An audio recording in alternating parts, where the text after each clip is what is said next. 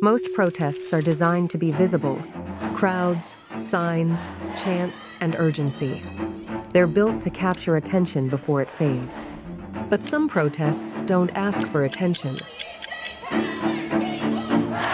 They demand patience, isolation, or repeated return. And the people who choose them are rarely considered as protesters at all.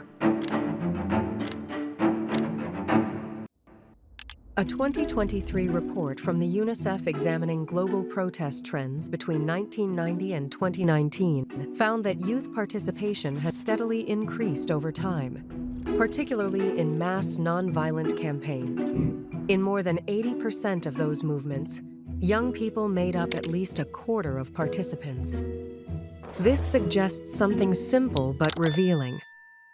People, especially young people, show up when resistance feels accessible, when participation does not demand spectacle, but belonging.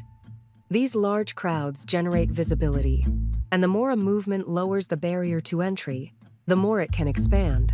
And the more it expands, the longer it can sustain pressure. Not because it is louder, but because it is shared. But visibility and endurance aren't the same thing. Other forms of resistance move in the opposite direction. They shrink the crowd and replace spectacle with persistence. A lot of times, that kind of endurance often comes at a cost. And sometimes that cost has a name. Ron. So I was asking you a question a minute ago, and was it, how do you find living up here? Surviving. Surviving up here. And what this experience has really taught me is about how to not only survive, but how to thrive. Because I have learned how little thriving I did in my life. And in society as a whole, that's a generalization that fits, because we are attached because of our fears and because of our comfortability attachments, that we won't let go and just flow with whatever's happening and jump off a cliff and know that we'll have wings to fly. We stay attached and we do things that maybe in our heart and our spirits doesn't feel like we're thriving, and we're just existing.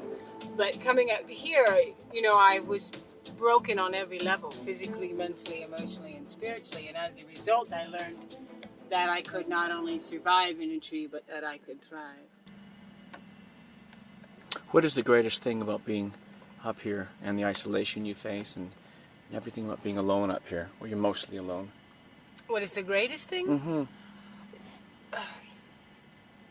I think, to tell you the truth, I think the greatest things are the struggles. All these movements around the world lean towards something. A change. Some unfold in quiet resolve, while others fracture under the weight of anger and loss. Yet within both lives a restless refusal to accept what is as permanent. A collective insistence that even when the path bends into chaos and sacrifice, the future can still be argued with, reshaped, and reclaimed.